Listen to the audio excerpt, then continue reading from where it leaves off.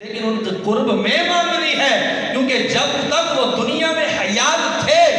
جب تک وہ ظاہری جسمانی صورت کے ساتھ دنیا میں موجود تھے تو رب سے وہ دعا کیا کرتے، تو رب ان کی دعاؤں کو رد نہیں کرتا تھا۔ اب جو ان کے پہلو میں جا کر، ان کے قدموں میں جا کر ان کے واسطے سے اپنے رب سے دعا مانگتا ہے تو رب ان کی دعاؤں کو بھی قبول فرماتا ہے۔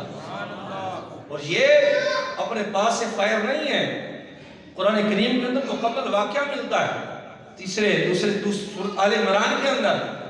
حضرت زکریا علیہ السلام کا واقعہ ملتا ہے کہ حضرت عیسیٰ روح اللہ علیہ نبینا علیہ السلام کی والدہ حضرت مریم علیہ السلام وہ حجرے کے اندر تھی کہ یہ جب پیدا ہوئی حضرت عمران کے ہاں انہوں نے منت مانی تھی کہ جو کچھ میرے پیٹ میں ان کی جو زوجہ تھی حضرت مریم علیہ السلام کی والدہ کہ اللہ تعالیٰ جو بچہ مجھے دے گا اس کو میں اللہ کی راہ میں وقف کروں گی، تو وہ بیٹی ہو گئی تو وقف کر دی۔ وہاں پہ بیت المقدس کے اندر جو ہے وہ وقف ہو گئی، رب کی عبادت کیا کرتی، وہ حجرہ تھا، حضرت زکریا علیہ السلام ان کے خالو بھی لگتے رشتے کے اندر۔ تو اب انہوں نے کہا ان کی تربیت کی ذمہ داری میرے، ان کی کفالت میرے ذمہ۔ تو اب جہاں پر وہ عبادت کرتی، جو حجرہ تھا، وہ محراب تھا، وہاں پر کیا دیکھتے حضرت زکریا علیہ السلام کہ وہاں پر بے موسمی پھل موجود ہوتے ہیں۔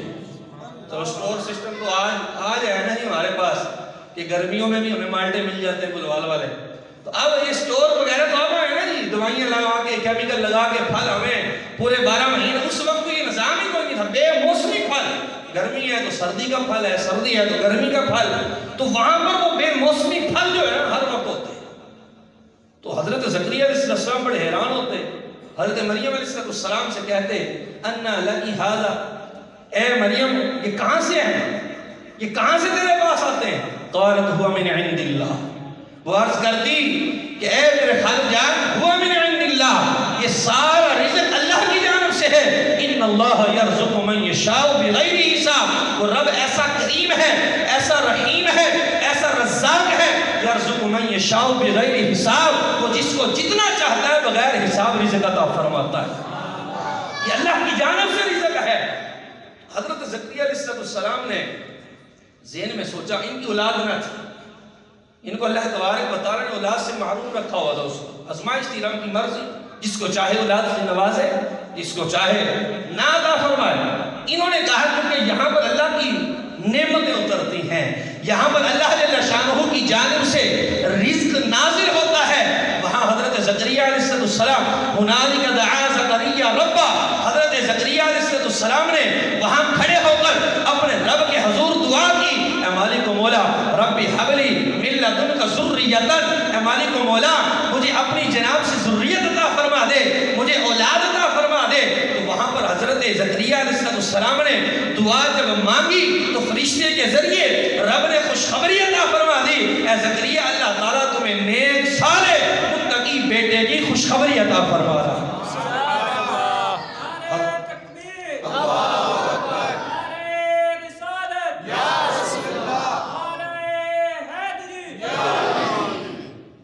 تو حضرت یحییٰ علیہ السلام وہاں پر پھر اللہ تعالیٰ نے عطا فرمائی۔ تو طویل واقعہ حضرت سورۃ آل عمران میں آپ اس کو پڑھیں، تفسیر صراط الجنان پڑھیں، تو اب وہاں پر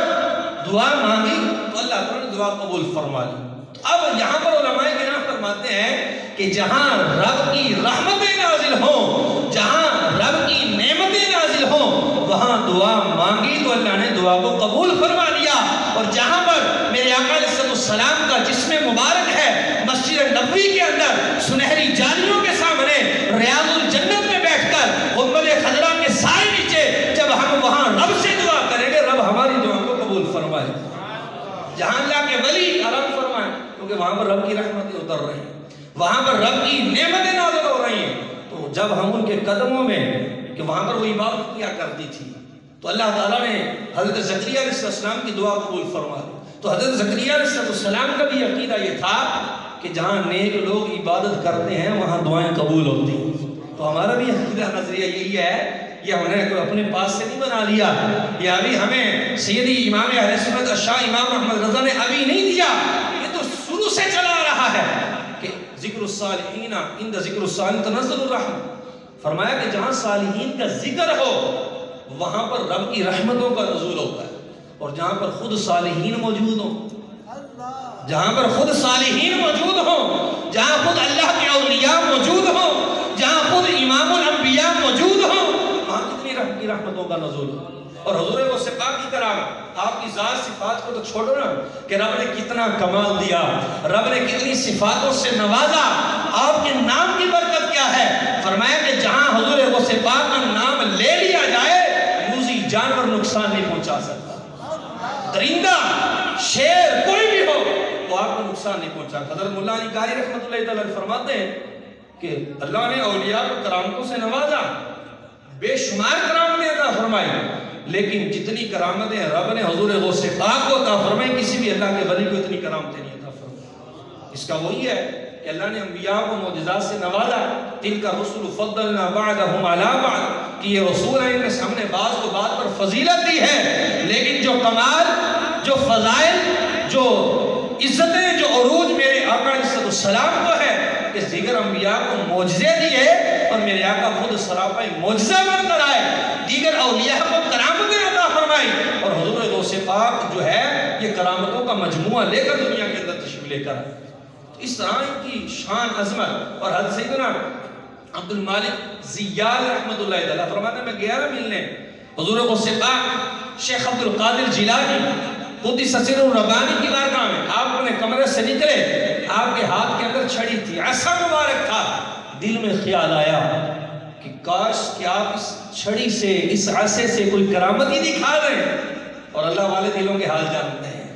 فرماتے ہیں کہ جب اولیاء اپنا، جب علماء کے پاس بیٹھو تو اپنی زبان سنبھال کے بیٹھنا چاہیے، وہ اہل علم ہے، زبان سے کوئی ایسی ویسی جملہ نکلے گا وہ علمی اعتبار سے گرفت کریں گے، لیکن جب اولیاء کی بارگاہ میں جاؤ، جب اللہ کے اولیاء کے دربار میں جاؤ، زبان نہیں، زبان کے ساتھ ساتھ دل بھی سنبھال کے بیٹھو کہ وہ دلوں پر بھی نظر رکھتے ہیں۔ تو جب وہ گئے نا حضرت مالک بن زیاد رحمۃ اللہ علیہ، حضرت بن مالک زیاد، انہوں نے کہا کہ کاش کہ آپ اپنی اس عصے سے کوئی کرامت ہی دکھا لیں۔ ان کا سوچنا تھا کہ حضور غوث پاک رضی اللہ تعالی عنہ نے وہ چھڑی مبارک زمین کے اندر اس طرح گاڑی کہ وہ چراغ اتنا روشن ہو گئی، اس سے روشنی نکلنے لگ گئی، کافی دیر وہ چھڑی اسی طرح رہی جتنی دیر آپ نے چاہا، اور اس کے بعد اس کو چھڑی کو نکالا، ہاتھ میں لیا، وہ ایسی ہو گئی جس طرح پہلے عام لکڑی کی چھڑی تھی۔ کرنے کے بعد مخاطب ہوئے اور کہنے لگے اے زیاد تم یہی چاہتے تھے نا، ہم نے کر کے دکھا دیا۔ اور وہ نبی کریم علیہ السلام کا معجزہ بھی یاد کریں کہ جب بعد عشاء مسجد نبوی کے اندر میرے آقا کے غلام بیٹھے ہیں، رات دیر ہو گئی، جانے کا وقت آ گیا، عرض کرتے ہیں کہ یا رسول اللہ گھر بڑی دور ہے، اندھیرا چھایا ہے، رستے کا چراغ نہیں ہے، روشنی کی جو ہے ہمارے پاس کوئی سہولت میسر نہیں ہے، ہمیں تو اندھیرا ہے، رستہ بھی دور ہے، کوئی انتظام فرما دیں۔ میرے آقا علیہ السلام نے منع نہیں کیا، یا آپ نے یہ نہیں کہا کہ بھائی میں کہاں سے چراغ ادا کروں، کیونکہ واہ کیا جود و کرم ہے، شہبت ہاں تیرا نہیں سنتا ہی نہیں ماننے والا تیرا، کہ میرے آقا علیہ السلام نے تو کبھی نہ کی نہیں، میرے آقا علیہ السلام نے کبھی منع کیا ہی نہیں۔ میرے آقا نے کیا کیا، وہ کھجور کا تنا پکڑا، شاخ لی، اس پر مبارک ید اللہ والے ہاتھ پھیرے، وہ روشنی ہو گئی، چراغ کی طرح وہ روشن ہو گئی وہ چھڑی، اور وہ دو صحابہ کرام چل پڑے۔ اب آگے جا کر چونک آ گیا بھائی، گلی آ گئی، ایک کا رستہ ادھر ہے، دوسرے کا ادھر ہے، چھڑی ایک ہے، چراغ ایک ہے۔ اب کیا کیا، وہ بھی صحابی تھے، وہ نہ تھے، میرے آقا علیہ السلام کے ماننے والے تھے، میرے آقا علیہ السلام کے غلام تھے، انہوں نے قریب دوسرے طرف سے ایک چھڑی کو اتارا اور میرے آقا والی چھڑی سے مس کیا، رب نے دونوں کو منور فرما دیا، دونوں کو منور کر دیا۔ عقیدہ دیکھیں نا صحابہ کرام کہ اس چھڑی کو میرے آقا کے ہاتھ لگے ہیں تو روشن ہو گئی ہے، اب دوسری چھڑی اس کے ساتھ لگا دیں گے تو وہ بھی روشن ہو جائے۔ صحابی تھے، واقعی بھی تھے۔ تو آپ نبی کریم صلی اللہ علیہ وسلم کے یہ جو غلام ہیں، میرے آقا علیہ السلام کے یہ جو صحابہ تھے، انہوں نے کیا کیا، اپنا اپنا رستہ لے کر چلے گئے۔ تو اب یہاں پر بھی حضرت غوث پاک رضی اللہ تعالی عنہ نے چھڑی کو اس طرح زمین کے اندر گاڑا تو وہ بھی کیا ہو گئی، منور ہو گئی، روشن ہو گئی۔ اور حضرت زیاد سے فرمانے لگے تم یہی چاہتے کہ اللہ والے دلوں پر نظر رکھتے ہیں، اللہ والے دلوں کا حال جانتے ہیں، تو جب بھی ہم کسی دربار شریف پر حاضر ہوں کسی اللہ جل شانہ کے ولی کی بارگاہ میں حاضر ہو تو اپنے دل کی کیفیت پر کنٹرول کرنا چاہیے، اپنے جو ہے وہ دل کے حالات کو اپنے سامنے نظر رکھنی چاہیے کہ ہمارے دل میں خیال کیا ہے۔ اور حضور غوث پاک کی جو تعلیمات تھی کہ آپ درس دیتے، فرمایا درست العلم حتی کتبہ، میں درس دیتا رہا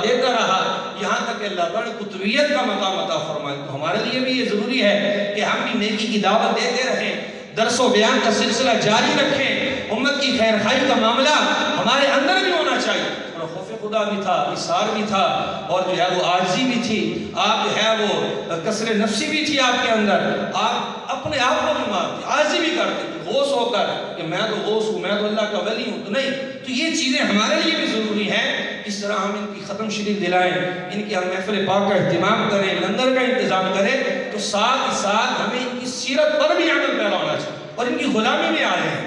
اپنے آپ کو بیعت کر لیں قادری سلسلے کر لیں۔ اور سیدھی امیر اہل سنت جو ہے وہ ابو البلال